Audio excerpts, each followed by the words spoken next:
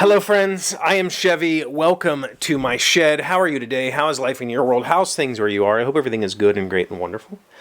Everything here is just fine. I am very exhausted right now. I was up late, so today's show might be a bit more incoherent than normal. I apologize in advance, but yeah, it is what it is.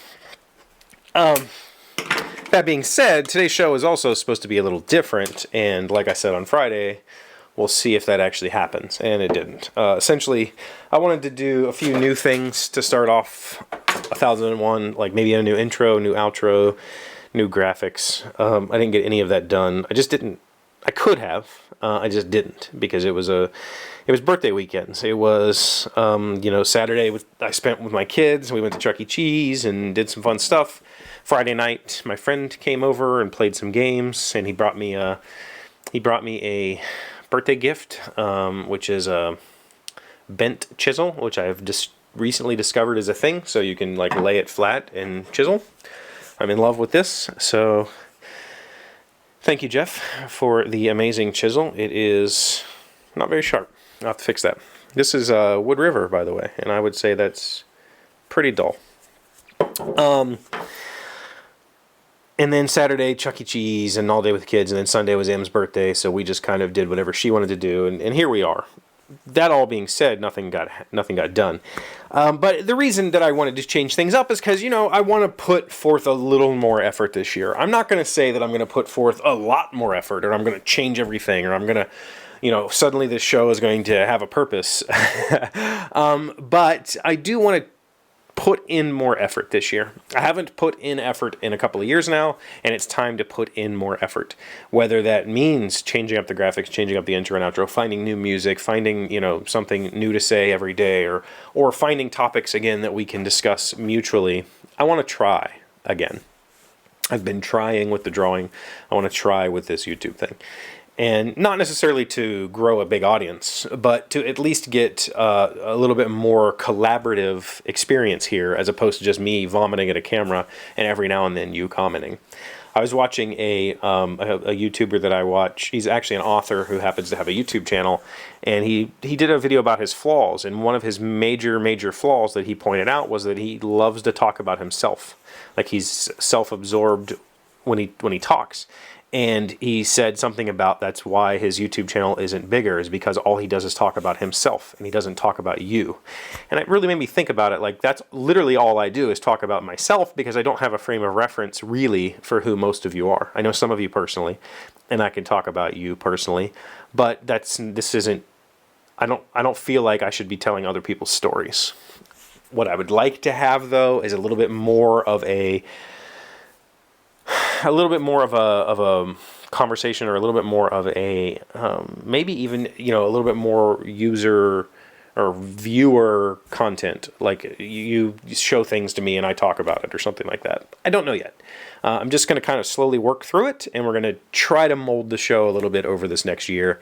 The first 1,000 is done. It's time to think about the next 1,000, and where can I go? Where I've been stagnant. I've stopped trying for the last 2 years, and I want to try again because I was having a lot of fun working on it.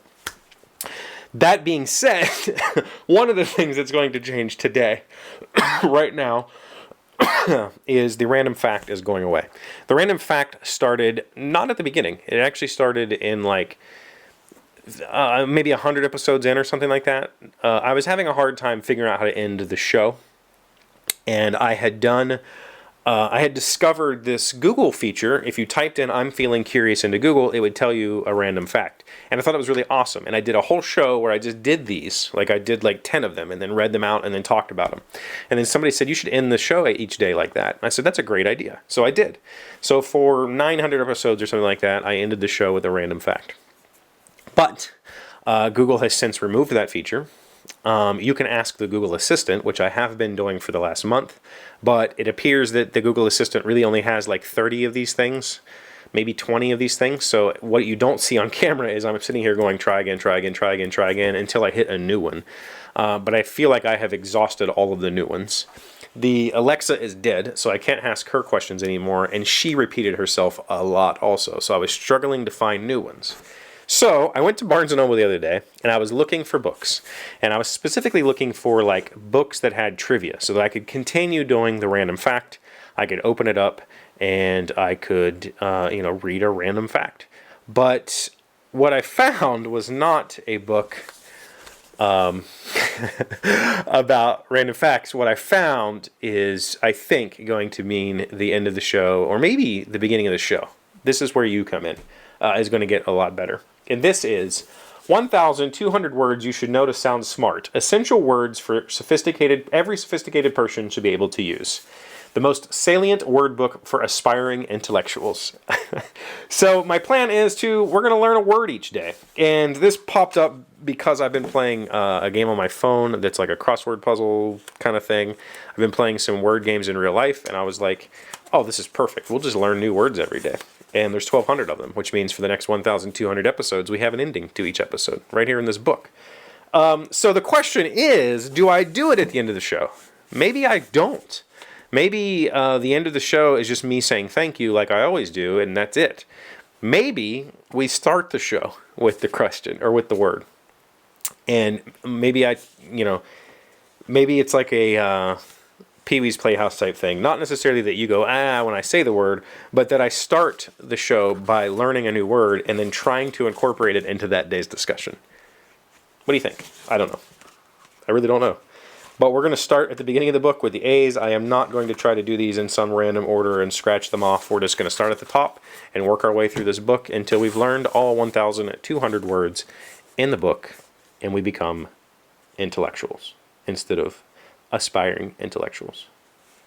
So you want to So you want to debate philosophical precepts with intelligentista, wax poetic with the literati, lock academic horns with the clerisy. I can't even read this book. That's how bad my vocabulary is. You can do all that and be the life of every highbrow cocktail party with this most compendious of voluminous volumes. Master this discerning list of 1,200 deliciously obscure terms, and you'll be tossing around bon mots with the best of the portenos, artists, and aesthetes. I don't know what that is. Not to mention impressing perfivid hoi polloi in no time. Yeah, I understood some of those words. So that's what I have for you today. I am going to end the show by reading this. So thank you for being here as always.